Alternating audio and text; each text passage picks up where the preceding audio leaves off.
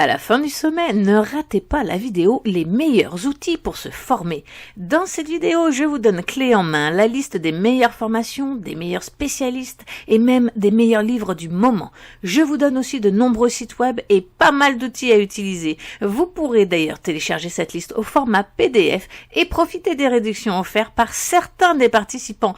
N'oubliez pas que vous aurez accès au replay de ce sommet gratuitement et en tout temps sur l'une de nos chaînes. Et enfin, pensez à nous suivre sur Twitter pour encore plus de contenu. Allez, bon sommet!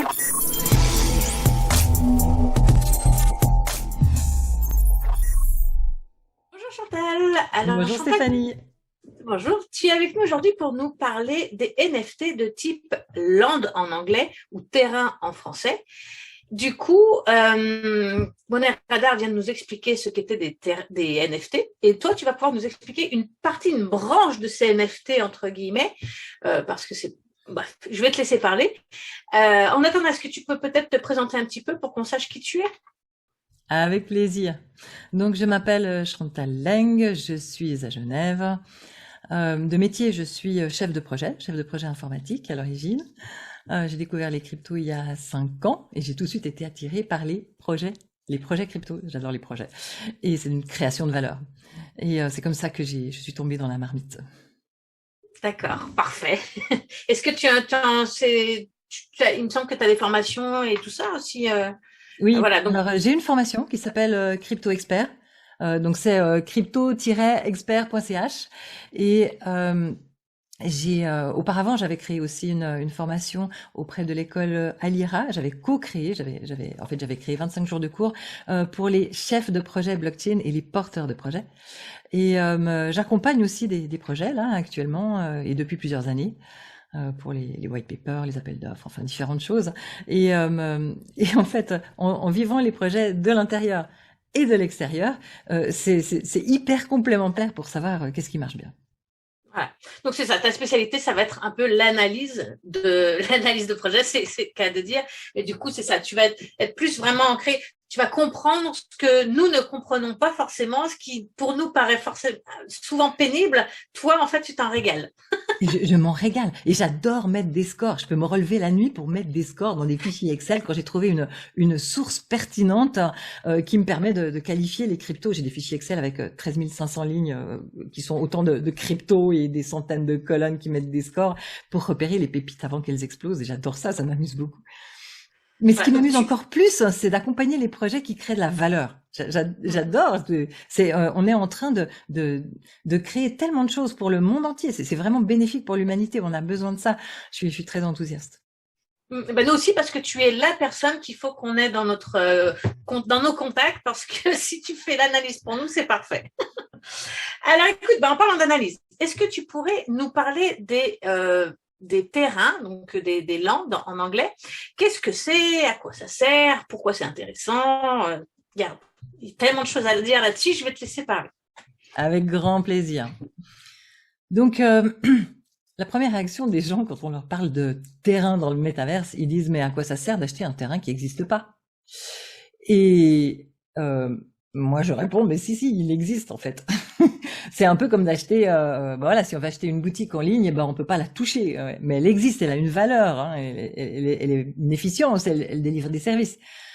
Voilà, donc aux gens qui disent ça, je leur dis que c'est un peu comme d'acheter des noms de domaine au tout début du web.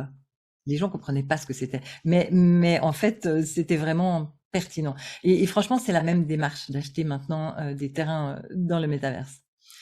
Et il y a une autre objection qui revient souvent et qui est tout à fait pertinente, c'est il y a beaucoup de monde, de métaverse, il y a plein d'entreprises qui disent « Ah, j'ai créé un métaverse, etc. » alors qu'en vérité, on n'a qu'une seule planète. Donc, si j'achète un terrain en dehors de la ville, il y en a qu'un qui est à cet endroit-là. On a une seule planète, tandis que il y a plein de mondes dans le métaverse différents qui sont créés par plein d'entreprises, lesquels vont bien réussir. Et ça, c'est la question. Ça, c'est une super bonne question et c'est ça la clé de l'analyse. Parce que c'est vrai. Je veux dire, on peut comparer avec Google qui a raflé tellement de parts de marché alors qu'il n'était pas là au tout début du web. Donc, il faut vraiment bien étudier quel est le potentiel de réussite de chacun de ces emplacements.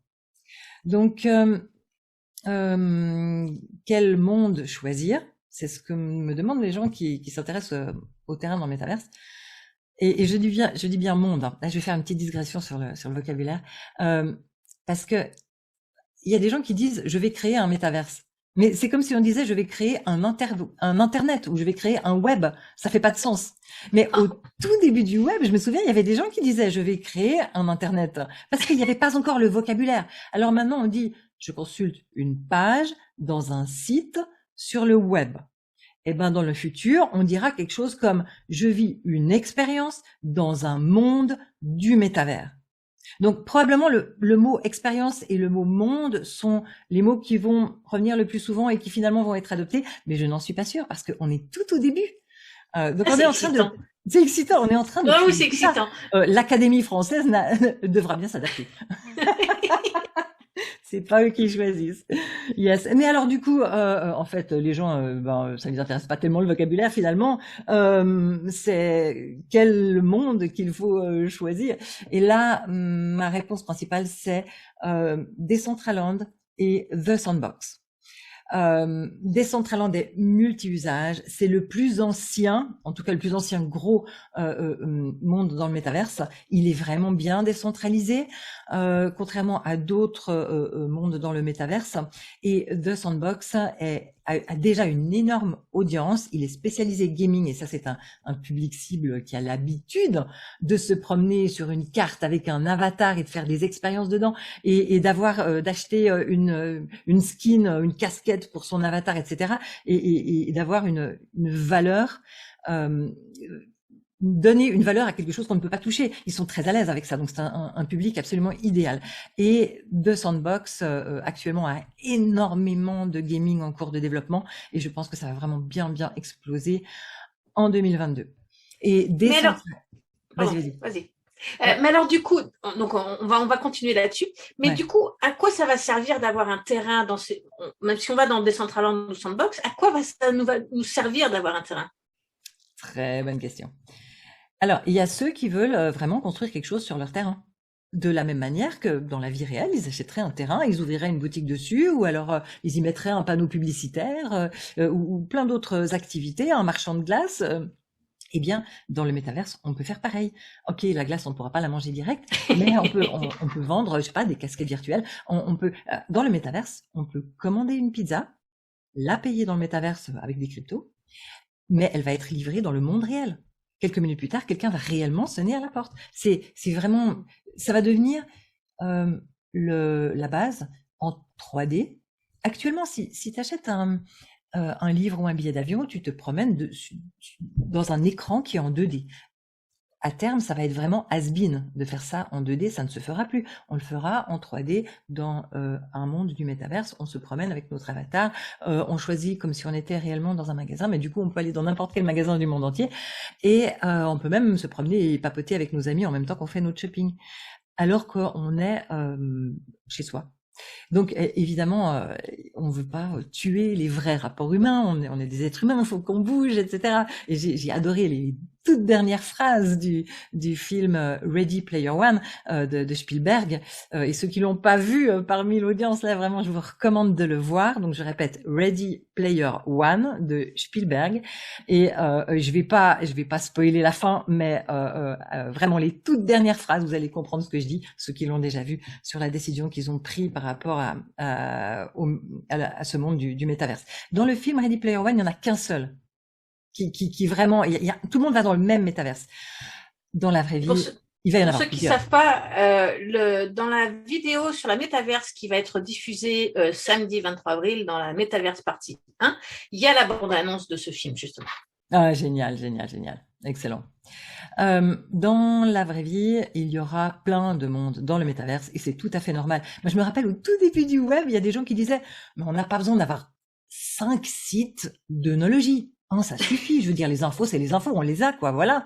Les gens se rendaient pas compte qu'il y allait y avoir des millions de sites. Mais ça va faire pareil pour des millions de cryptos, des millions de collections NFT, des millions de métavers, de mondes métavers et des milliards d'expériences dans les millions de mondes métavers. Et c'est OK. Et de la même manière que maintenant, il est infiniment plus facile que dans le temps en quelques clics de créer un blog dans lequel on va publier nos photos de voyage, eh bien, petit à petit, c'est de plus en plus facile de créer notre propre monde dans le métaverse en quelques clics. Et un monde où il y aura déjà du contenu, on pourra y créer des animaux, les vendre au format NFT, etc. Par exemple, il y a déjà Realm qui fait ça. REALM, on peut créer en quelques clics un micro-verre dans le métavers. Et ils sont tous en train de s'y mettre, hein, ça va devenir un standard. De la même manière que voilà, WordPress nous permet de faire des trucs sophistiqués, etc. Donc tout ça, ça vient petit à petit. En ce moment, ceux qui sont capables de construire quelque chose dans le métaverse, on se les arrache à prix d'or parce que ils sont peu nombreux. Oui, je suis tout à fait d'accord avec ça. Donc du coup, si j'ai pas de magasin, je suis pas Adidas, là, on s'entend, j'ai pas de magasin, je peux quand même acheter un terrain et le louer à Adidas, par exemple. Alors, tout à fait. Donc, pour quelqu'un qui veut pas construire quelque chose, il y a plusieurs activités. En fait, il y a deux principales activités. C'est investir, attendre que ça monte et revendre. Et puis, la deuxième activité, c'est investir, le mettre en location pour avoir un revenu passif. Voilà, c'est les principales. Et le fait d'investir et de posséder le terrain dans certains mondes, ça donne des avantages supplémentaires. On peut recevoir des airdrops, on peut avoir plus de facilité pour accéder à la liste blanche, la whitelist, pour acheter quelque chose qui est très demandé en pré-vente à un prix inférieur, etc. Donc ouais, il y a plein de monde qui se crée. Il y a aussi la capacité de faire partie d'un club VIP, etc. Ça dépend des mondes. Ils ont chacun leurs coutumes. D'accord. Ouais. Et puis il y a pas seulement les terrains du métaverse, mais il y a tous les outils qui permettent les prestations pour les terrains du métaverse. Typiquement Theta Network pour la distribution décentralisée des vidéos. Il y a Immutable X, donc ça c'est le layer 2, donc c'est dans le monde Ethereum, mais ça permet de faire des tas de transactions NFT sans payer des frais, c'est absolument génial.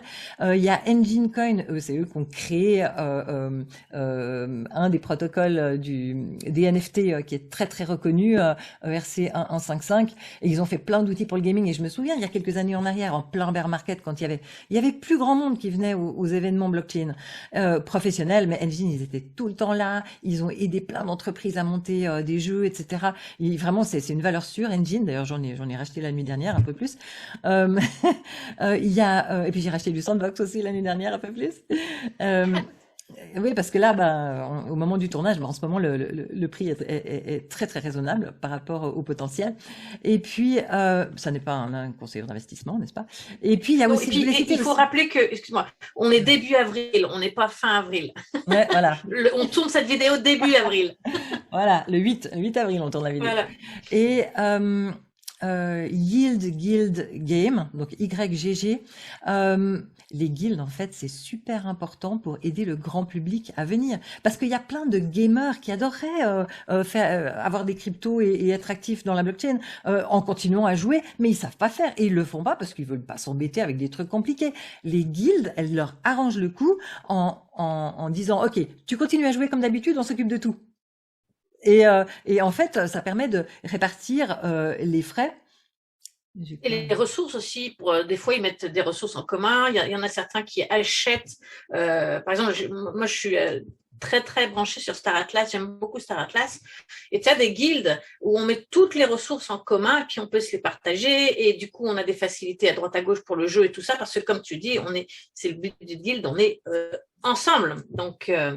Alors ça, ce serait un peu comme un fonds d'investissement. Ouais, je comprends l'idée. Alors l'avantage des guildes, l'exemple le plus connu, c'est Axie Infinity. Eh bien, c'est que elles prennent l'argent de ceux qui ont l'argent, qui veulent acheter, par exemple, des objets qui sont nécessaires dans le jeu, et du coup, elle confie ces objets à des gens qui ont du temps et qui, eux, font fructifier l'ensemble, et ensuite, les bénéfices sont répartis entre les deux, selon un pourcentage qui est prévu d'avance, et la guilde, elle organise tout ça, elle forme les joueurs, etc., et finalement, bah, tout est facile pour chacun. Évidemment, la guilde prend un pourcentage au passage.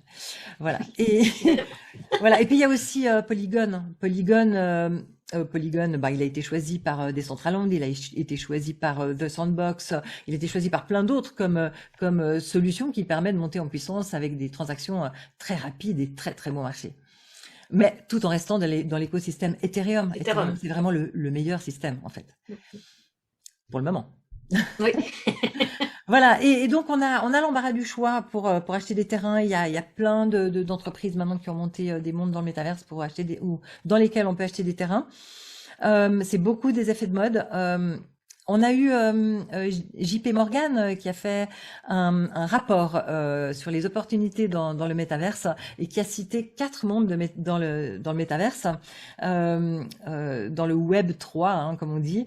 Il y a Decentraland et The Sandbox. En 3e, ils ont cité Somnium Space et en 4e, Crypto Voxels. L'avantage de Decentraland et de Sandbox, c'est qu'il y a un nombre de terrains fini. Ils peuvent pas en créer à l'infini. Tandis que, par exemple, Crypto Voxels, je voulais en acheter un tout début janvier et je le trouvais un peu cher. J'ai noté les prix et je suis revenue tout début février, ils étaient moitié prix. Pourquoi? Parce qu'ils avaient créé des nouveaux terrains, ils avaient créé des îles, ils venaient de créer 2 îles. Et du coup, j'ai pu avoir un terrain bon marché. Et celui-là, j'ai pas l'intention de faire une spéculation dessus, je veux construire des choses dessus. Je veux, entre autres, je rêve de créer des formations gratuites pour les chefs de projet. Ce sera juste quelques vidéos plantées là sur un mur au début, après on fera des choses plus sophistiquées. Mais ça va amener tout le monde dans le métaverse. C'est tellement facile d'aller dans le métaverse. Les gens, ils se rendent même pas compte. Là, justement, ça me fait rebondir là-dessus. Je te remercie de m'avoir tendu la perche. Pour ma chaîne à moi personnelle qui est Crypto FC, elle est déjà dans la métaverse. On peut la trouver sur Spatial. Et comme tu dis, mes vidéos sont au mur.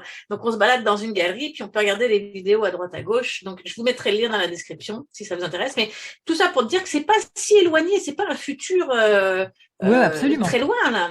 Et là, je voudrais bien que tu me donnes l'URL, si tu peux me l'envoyer sur Telegram. Ouais. Comme ça, je peux organiser. Je montre dans mon groupe privé Telegram.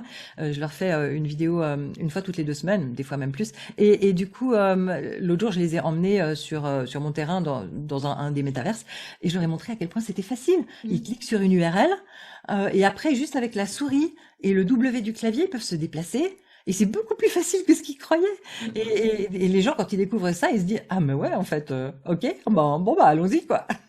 C'est ça. Voilà. Et du coup, je serais ravie de les emmener sur ton terrain.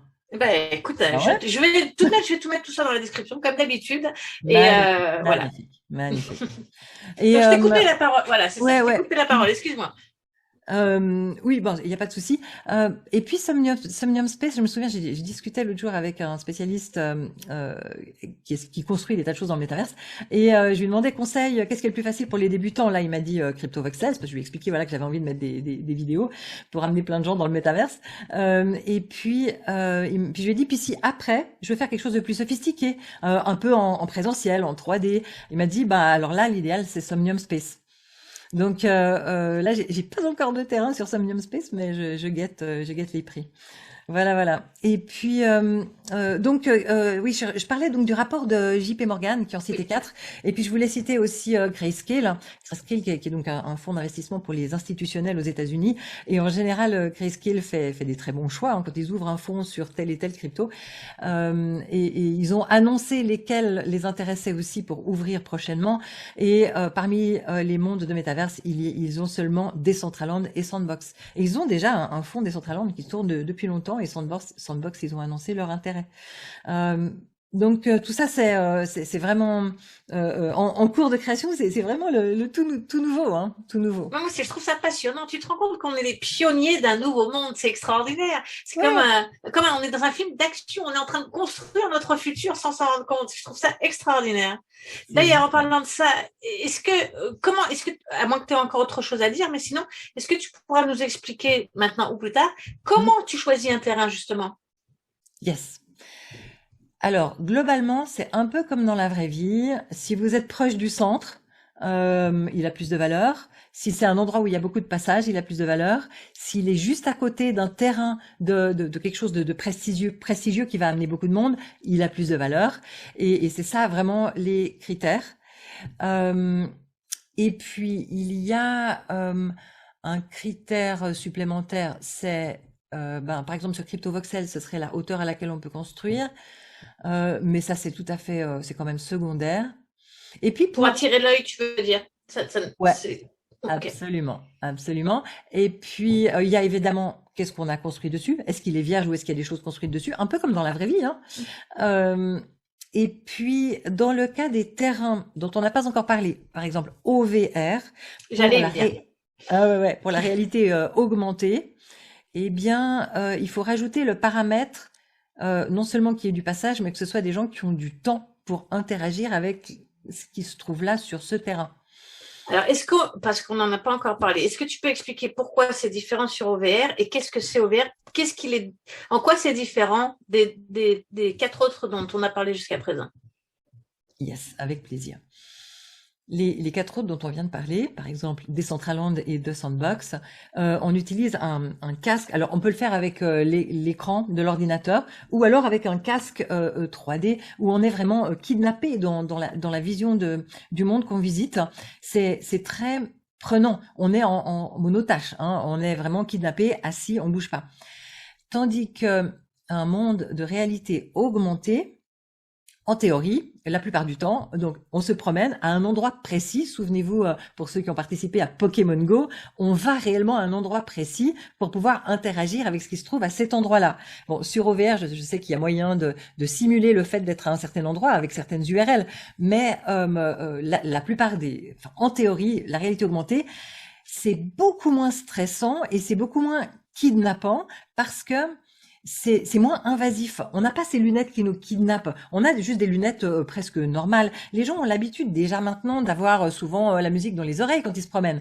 Eh bien, bientôt ils vont prendre l'habitude d'avoir quelques infos qui apparaissent sur les lunettes quand ils se promènent. C'est pas un souci. Et ça va venir petit à petit. Et du coup, ça nous laisse quand même bouger, rencontrer des gens en tant qu'être humain physiquement. Et parce que les gens, ok, c'est chouette, c'est passionnant les mondes du métaverse en réalité virtuelle, c'est passionnant, je veux dire, c'est absolument passionnant. Et ça n'empêche pas qu'on est des êtres humains de chair et d'os qui avons besoin de bouger et de vivre des vraies aventures dans des vrais endroits. C'est vrai. Et c'est ça qui est différent avec OVR, c'est que du coup, c'est des terrains, donc on achète exactement le même principe que Decentraland ou Sandbox. On peut construire des choses dessus ou pas, on peut le louer ou pas, c'est le même principe. La seule différence, c'est que ce sont des terrains qu'on peut retrouver dans la vraie vie, c'est-à-dire que ce sont des coordonnées géographiques de la vraie vie. Par exemple, moi, personnellement, j'ai acheté tous les aéroports de Montréal, c'est moi qui le possède. Pourquoi? Justement, on va expliquer, mais je vais te laisser expliquer après, mais la différence, c'est que quand les gens qui vont être à l'aéroport, s'ils ont des lunettes, ils vont pouvoir interagir avec ce que moi j'aurais mis sur mes terrains finalement. Et ça, c'est la chose qui est différente de Sandbox. Où Sandbox, on est chez soi, on joue, on fait des trucs, mais ce n'est pas relié à la vraie vie. En plus, on est enfermé dans un casque, contrairement à ce que tu viens de nous expliquer pour OVR, où on peut être partout, faire des choses en même temps et être dans un vrai lieu. C'est une sorte d'hybride entre notre monde et la métaverse. C'est une sorte de pont, en fait, entre les deux. Et du coup, c'est ça. Du coup, on ne choisit pas les terrains de la même manière puisqu'elles ont une incidence dans la vraie vie. Et là, je vais te laisser terminer là-dessus, expliquer comment on fait pour les choisir finalement. Ouais, tout à fait. Alors, t'as hyper raison. Donc, on les choisit, comme on disait tout à l'heure, hein, donc il faut qu'il y ait du passage et il faut que les gens aient du temps, hein, pour tiens, cette casquette virtuelle pour mon avatar, tiens, elle me plaît, je vais l'acheter, ou alors je regarde un panneau publicitaire, voilà, ou une œuvre d'art, machin, elle est magnifique, et puis si je clique, je peux me retrouver sur OpenSea, etc. OpenSea juste dans les lunettes, hein, juste pour interagir. Mais c'est vraiment c'est ça les critères, c'est vraiment ça que les gens qu'il y ait du passage et que les gens aient le temps. Après, dans OVR, c'est vrai qu'il y a moyen de simuler le fait d'être à un emplacement. Donc il y aura aussi le moyen de faire ça depuis son salon, hein. Voilà. Et puis OVR, je suis pas sûre que c'est lui qui va être le plus rentabilisé, le plus performant, le plus succès, le plus à succès des mondes dans la réalité augmentée. Mais il a vraiment une valeur de pionnier. En tout cas, il gardera toujours une valeur historique, même s'il a plein de concurrents. Au jour d'aujourd'hui, il n'existe pas vraiment de concurrents, je ne pense pas. Je parle au jour d'aujourd'hui. Il va y en avoir, c'est sûr. J'ai acheté quelques terrains dans d'autres concurrents, mais franchement, ils ont beaucoup moins de. Mais en termes de réalité virtuelle comme ça, augmentée, je veux dire. Ah oui, tout à fait. Mais franchement, c'est beaucoup moins intéressant. Je pense qu'ils vont moins bien réussir, parce que en fait, un paramètre qu'il faut vraiment prendre en compte, c'est l'effet réseau. Donc c'est valable aussi bien pour OVR que pour Decentraland ou The Sandbox. C'est pour ça d'ailleurs qu'il y a des jeux dans le monde crypto, dans le monde du métaverse, qui réussissent très bien, alors que la qualité visuelle n'est pas encore optimale. Des fois, c'est pixelisé, etc. Mais on s'en fout. En fait, c'est l'effet réseau qui est plus important que la qualité, parce que déjà, il faut que les gens s'amusent, parce que sinon, ils vont pas revenir souvent. Ok, ça c'est sûr. Mais imagine qu'on te propose un abonnement téléphonique avec lequel le son est absolument parfait et l'abonnement est pas cher et que c'est hyper innovant, c'est super qualitatif, etc. Mais tu peux téléphoner que à quelques personnes. Et d'un autre côté, tu as une autre entreprise qui te propose un abonnement, peut-être même un peu plus cher, avec un son qui est pas parfait, mais tu peux téléphoner à tout le monde dans le monde entier. Évidemment, tu vas choisir là où tu peux téléphoner à tes amis. Tu vas aller là où il y a tes amis. Et c'est pareil avec Decentraland et The Sandbox. Et ils ont déjà une telle force d'attraction que les nouveaux venus ont du mal à attirer du monde. Et je pense que comme la smart money, donc les gros comptes, ils achètent surtout ces deux-là. Et ben, je pense que ces deux-là, ils ont d'autant plus de force de frappe pour faire du marketing, pour faire des récompenses à leurs visiteurs, etc. Et des soutiens à tous ceux qui construisent dans leur monde de métaverse. Et donc, après, ça fait l'effet boule de neige, tu vois. Tu as l'effet réseau, puis après, tu as le financement qui fait l'effet boule de neige, qui augmente encore l'effet réseau. Je suis d'accord avec toi là-dessus. Par rapport à OVR, moi je rajouterais une dimension supplémentaire. Le réseau, je reviens pas là-dessus, je suis d'accord. Mais ce que je rajouterais en plus par rapport aux deux autres, par exemple, c'est justement, comme tu disais, comme on a des lunettes, on peut l'avoir dans la vraie vie, on n'est pas obligé d'avoir un casque. Et je vais jumper sur mon exemple de l'aéroport. Pourquoi j'ai acheté l'aéroport? Parce que les gens ont le temps, ils ont 3 heures à tuer avant de prendre leur avion en règle générale, donc du coup ils ont le temps, ils sont dans un endroit où ils ont rien à faire à part des choses comme ça. Et puis il faut pas oublier les taxis qui sont à l'extérieur. Et puis moi j'ai fait du Uber dans ma vie, d'accord. Et j'ai été à l'aéroport et comment ça se passe, je veux te dire, on a un stationnement, on est tous dans le stationnement, puis on attend pendant des heures pour pouvoir faire une course. Donc c'est pas rare d'attendre 1h30 voire 2 heures avant d'avoir un client. Qu'est-ce que tu fais pendant 1h30? Tu te tournes les pouces. Puis moi, je suis au Canada, donc tu peux pas sortir ta voiture, là. T'es gelé, t'es dans ta voiture et t'attends 1h30, d'accord? C'est vraiment l'enfer.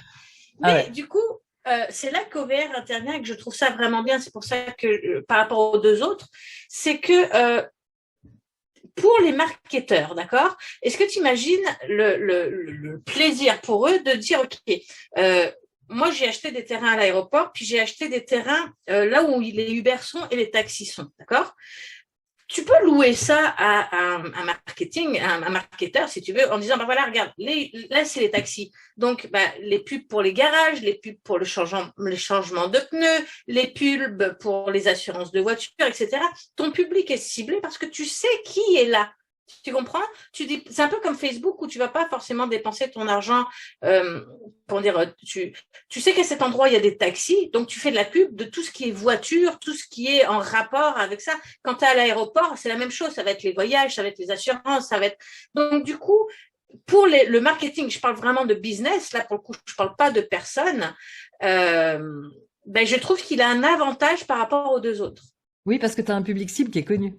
C'est bien. Voilà. Bonne idée, bonne analyse, bravo. Alors moi j'ai acheté des terrains OVR sur la promenade au bord du lac à Genève avec vue sur le jet d'eau, et puis j'en ai acheté aussi dans une rue où il y a depuis des années tous les soirs il y a plein de jeunes qui viennent boire des verres en terrasse après le travail.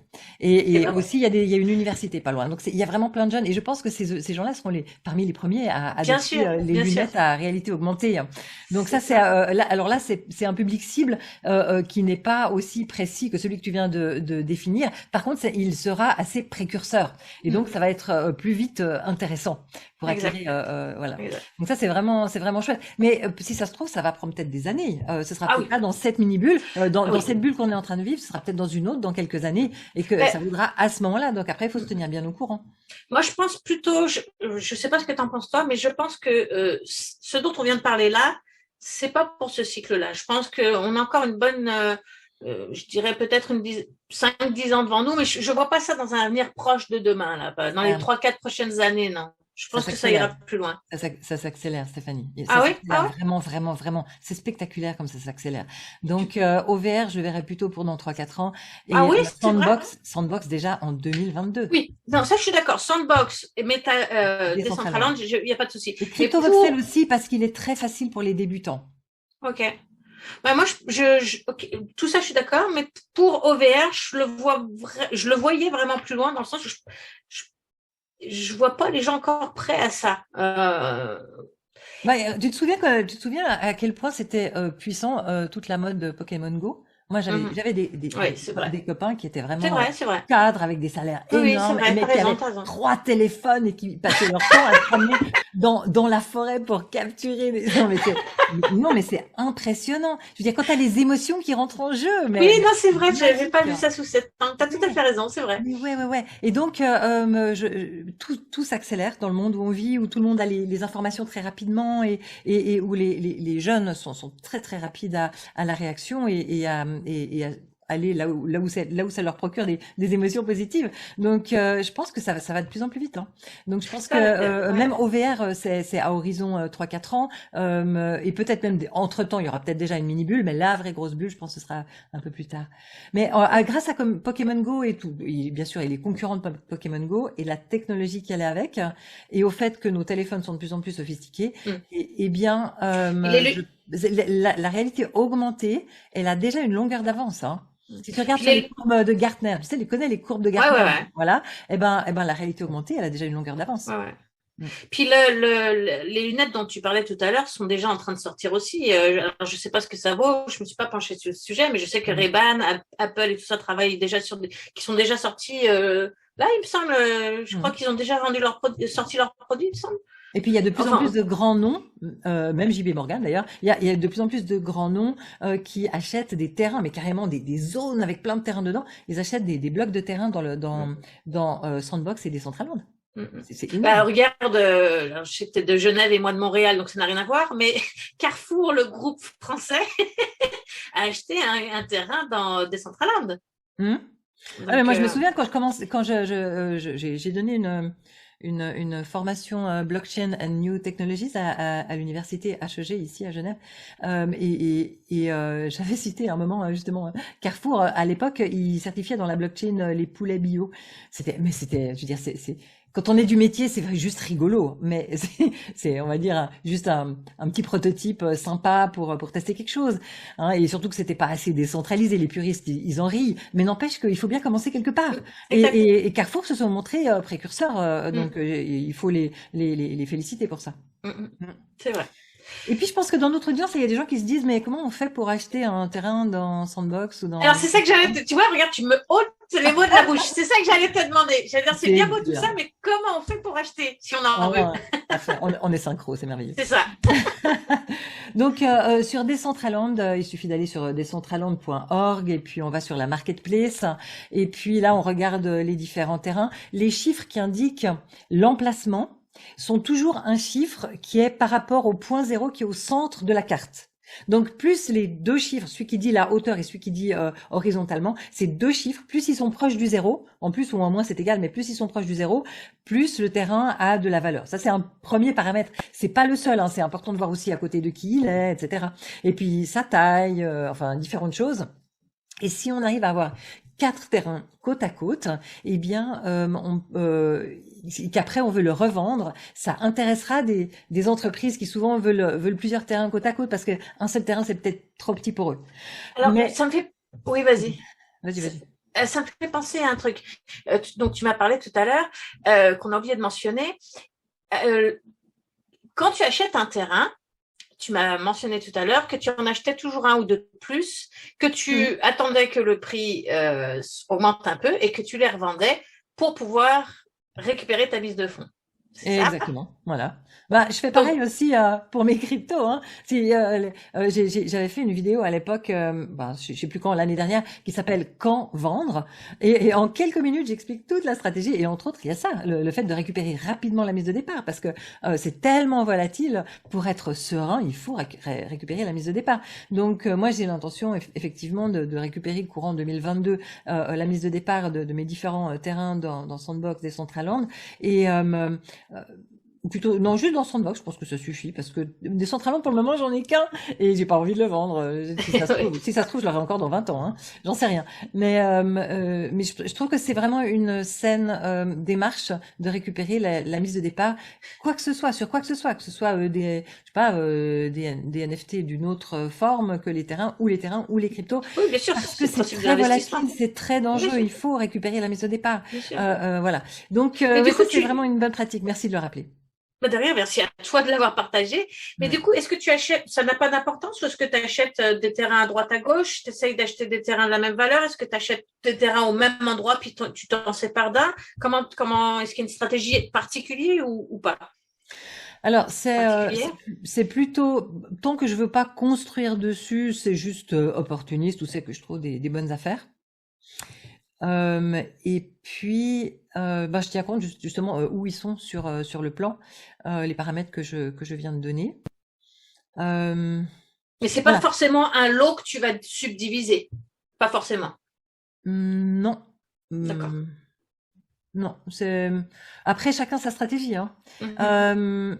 Il y a un fonds d'investissement américain, un fonds d'investissement immobilier qui s'est spécialisé dans l'immobilier blockchain, l'immobilier du métaverse.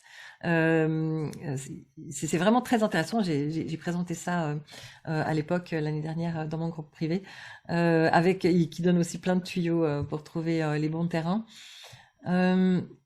Donc je disais, Decentraland, si on veut acheter un terrain, on va sur decentraland.org et on choisit dans la marketplace, et il faudra avoir leur crypto dans un portefeuille pour pouvoir payer le terrain, et ils se payent en mana, c'est leur crypto. Et par contre, pour Sandbox, il faut aller sur OpenSea, OPENSEA. Et bon, l'idéal pour être sûr d'avoir les vrais terrains et pas des faux, c'est d'aller depuis le site de Sandbox et cliquer sur un lien OpenSea, comme ça on est sûr, ou alors bien vérifier qu'il y a le logo vérifié de OpenSea. Et là, pareil, hein, il faut avoir de quoi payer, donc il faut avoir son MetaMask avec des fonds dedans. Et puis le terrain, ils sont moins chers en ce moment sur Sandbox que sur Decentraland. Ça peut varier dans le temps. Il n'y a pas encore tous les terrains qui ont été mis en vente. Donc, ils continuent à avoir de l'inflation. Donc, ils rajoutent des nouveaux terrains. Et donc, il y a des moments où ça fait un peu baisser les prix. Et c'est pas gênant parce qu'on sait qu'à terme, il y en a une quantité maximum. Donc, il n'y aura pas une dilution infinie. Mais du coup, on peut quand même surveiller, si on regarde une fois par semaine, et puis on surveille les prix jusqu'à ce qu'on trouve un truc intéressant. Mais franchement, moi, je pense que là, en 2022, on va avoir des belles montées et qu'en ce moment, il y a déjà des prix intéressants, hein. Donc voilà, c'est à voir comment ça se passe. Et puis à tout moment, on peut cliquer en haut à droite là, View on the Sandbox, et on peut et puis ensuite View Map, et puis on peut regarder sur le plan notre terrain qui nous intéresse, où est-ce qu'il est, il est à côté de quoi. Donc c'est assez facile. Et puis après, vas-y. Vas-y. Non, Il y a la question. Les gens me disent, il vaut mieux acheter sur Sandbox ou sur Decentraland? Parce que c'est quand même assez cher, et souvent les gens ils vont pas acheter des deux côtés. Et en fait ça dépend de l'horizon du temps. Dans ces cas-là, je leur dis, si c'est à horizon d'une année, si on est sûr de vouloir récupérer la mise de départ avec bénéfice dans un délai d'une année, je pense que Sandbox est vraiment le meilleur potentiel. Et si c'est à horizon de 5 ans, Alors là, c'est plutôt Decentraland. Decentraland, c'est le truc bien solide. Même moi, en fait, je les compare comme si Decentraland c'était Bitcoin et The Sandbox c'était Ethereum. Mais ça, c'est à prendre au sens très figuré. Mais c'est un peu comme ça que je les vois. Donc, c'est Decentraland, c'est plus sur le long terme. Mais c'est très solide. Donc voilà, c'est ça ma réponse. Et puis il y a aussi le fait que le gaming, comme je le disais tout à l'heure, c'est un public qui est déjà conquis au virtuel. Sandbox, il a beaucoup plus d'abonnés Twitter que Decentraland actuellement. Ils ont déjà, avant même d'arriver sur le métaverse, Sandbox avait déjà toute une base de clients, de joueurs. Hein. Ils existaient déjà avant.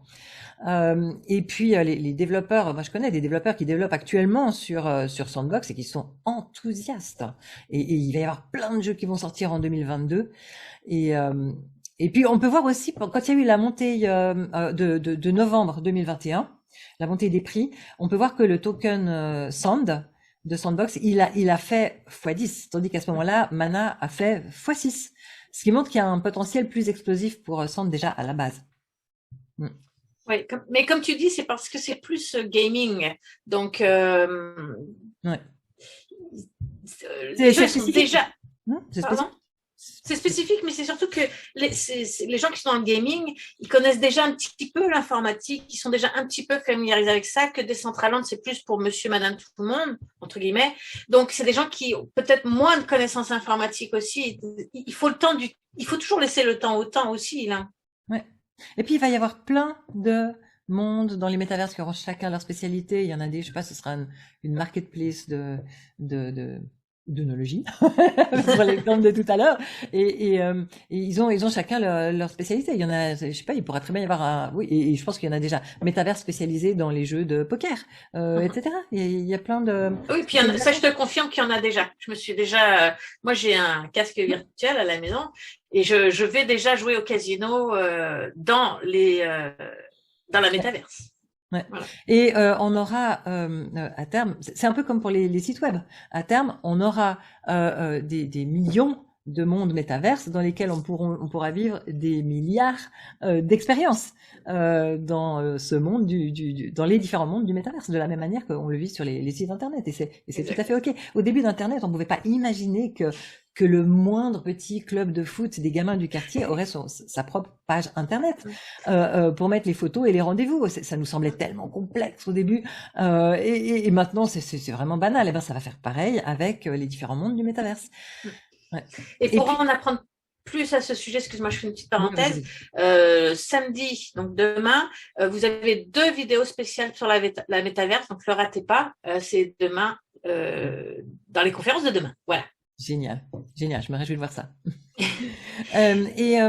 Juste, je disais comment on fait pour acheter les terrains sur les métaverses, sur les mondes métaverses. Eh bien, pour OVR, le truc c'est d'aller sur ovr.ai, d'aller sur leur marketplace. Puis là, on arrive dans une carte géographique. On choisit l'endroit qu'on veut. Il faut zoomer et ensuite, on peut cliquer. Vraiment, ça vaut la peine d'en acheter plusieurs à la fois parce que ça réduit énormément les frais de transaction.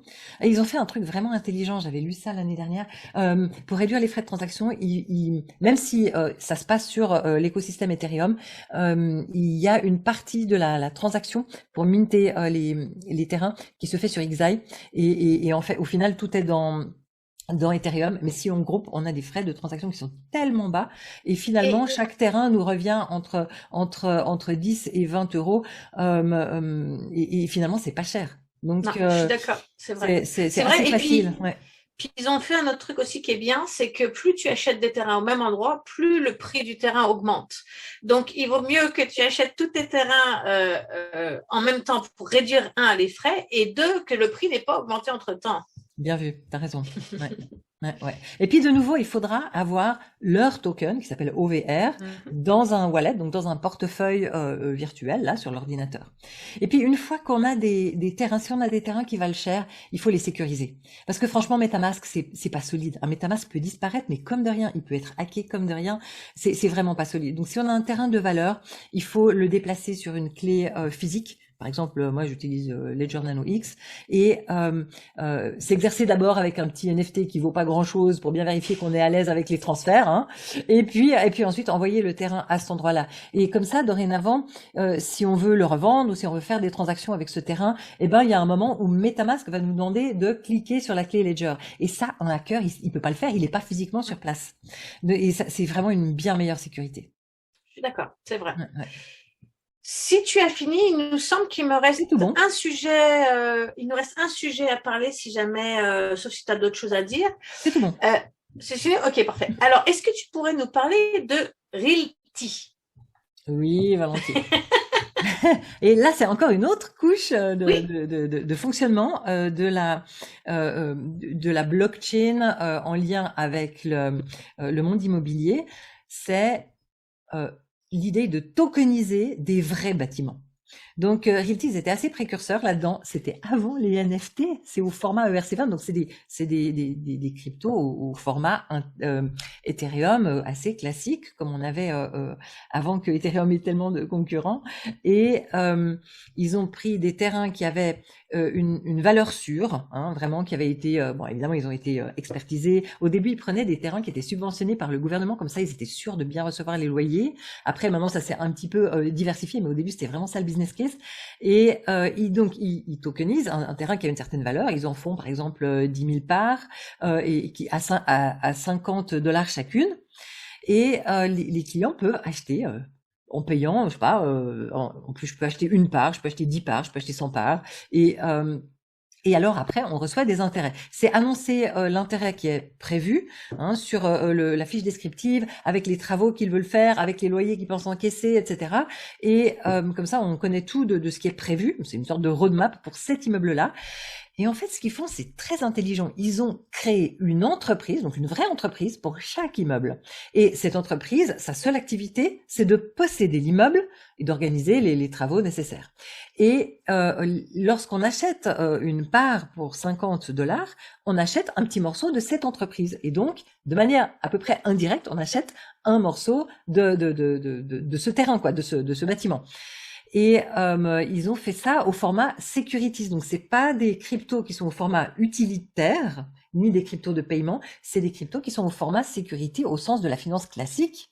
C'est-à-dire qu'ils ont dû faire un prospectus et tout ça, des contrats, des choses un peu plus sophistiquées au niveau juridique. Mais alors, l'avantage, c'est qu'ils sont inattaquables. Le gouvernement peut pas les attaquer. Ils ont tout fait en règle, comme s'ils étaient une entreprise dans le registre security. Alors moi, au tout début, au lancement, j'en ai acheté un qui est dans l'État de New York, et pour un terrain à $50, depuis lors, je reçois religieusement chaque semaine 11 centimes dans un wallet XDAI. Et là, ce qui est assez dingue, c'est que même en période de bear market, quand tous les prix chutent, ça reste le même montant de loyer. Donc franchement, pour une diversification, c'est vraiment intéressant. Donc, du coup, je crois que c'est entre 8 et 10% de retour, c'est ça, à peu près Entre 8 et 12. 8 et 12. La plupart sont autour des 10. D'accord. Donc, c'est un peu comme un livret A, là, finalement. C'est beaucoup mieux qu'un livret A. Et j'ai reçu une vraie facture en bonne et due forme que je peux mettre dans ma comptabilité si j'ai envie. J'ai reçu un vrai contrat que j'ai dû co-signé, c'était quelques clics, hein, ça se passe sur l'ordinateur, il n'y a pas besoin d'aller devant un notaire, mais c'est fait en bonne et due forme et ils sont très compliant, ils ont tout fait en règle. Un truc qui est sympa, c'est d'aller voir la vidéo sur Grand Angle Crypto, Realty, sur YouTube et là il y a un interview du fondateur, c'est deux frères et c'est en français et vraiment c'est très très intéressant. Il raconte comment ça marche, comment ils l'ont construit et comment ça vit. C'est vraiment intéressant de regarder cette interview. Je vais mettre le lien dans la description. Et du coup, est-ce que tu peux revendre ce token? Enfin, je veux dire, t'as acheté pour $50, tu peux le revendre au même prix que tu l'as acheté finalement? Ouais, j'ai été regarder avant-hier sur CoinGecko et j'ai vu que il y a des tokens qui sont en vente sur Uniswap de ces terrains. Donc en fait, c'est pas quand tu achètes un terrain et que tu veux tu achètes un token en fait. Au final, tu achètes la monnaie Realty comme tu achèterais un Ethereum, c'est la même chose. C'est pas la monnaie Realty, c'est la monnaie de cette entreprise-là qui est organisée par Realty. Ok. Oui. D'accord. Mais du coup, en contrepartie de ton argent, tu reçois un jeton finalement. Ouais. Comme une crypto, comme un Ethereum, un Bitcoin ou n'importe quoi. C'est une crypto, C'est un pas un jeton de NFT, crypto. hein. C'est pas un NFT, c'est Oui, un oui. ERC vente. Voilà. Oui, oui, c'est ça. Un jeton de crypto, en fait, un token. Ouais. Et c'est ce token que tu vas revendre le jour où tu n'en veux plus. Ouais. Donc, est-ce que c'est un token avec une monnaie qui fluctue aussi? C'est-à-dire que si tu l'as acheté $50, est-ce que dans 10 ans, elle peut en valoir 100 ou est-ce qu'elle vaudra toujours $50? Alors, ils font une réévaluation chaque année de la valeur des immeubles, mais franchement, ça bouge quasiment pas. Et je vois les prix qui fluctuent. Tu peux voir sur CoinGecko. Tu choisis un des bâtiments. Du coup, j'ai choisi celui que j'avais acheté, et j'ai vu la valeur qui fluctuait dans le temps. Et des fois, il y a des pics et des fois, il y a des creux. Mais ça tend à revenir toujours à la même valeur qui correspond en fait à l'expertise qui avait été faite sur la valeur de la maison, quoi. C'est ça. Mais contrairement aux autres crypto-monnaies, la fluctuation qu'il y a sur cette monnaie est liée à la valeur de l'immobilier du terrain auquel tu participes, et non pas de la monnaie de l'entreprise Realty. Oui, alors c'est comme tu dis, avec le facteur de l'offre et de la demande. Oui. Il peut faire bien momentanément monter les prix. Bien Mais évidemment. comme un élastique, ça revient un petit peu à la valeur après, tu vois. Et Realty, c'est beaucoup décentralisé depuis lors. Ils ont fait, c'est très bien expliqué sur leur site web. Ils ont vraiment fait des démarches pour se décentraliser. Et entre autres, ils ont un partenariat avec Chainlink maintenant pour augmenter la décentralisation avec différentes sources qui permettent de valoriser l'immeuble. Oh, c'est très intéressant tout ça. Ouais. Bon, bah, écoute, sauf si tu as d'autres choses à dire, je pense qu'on va pouvoir clôturer ce sujet. Alors, j'aurais un dernier conseil. C'est attention, c'est volatile, donc c'est risqué, et vraiment, je vous recommande à tous de récupérer la mise de départ dès que possible. Et en faisant ça, après, vous êtes serein, vous dormez bien, et c'est que du bonheur.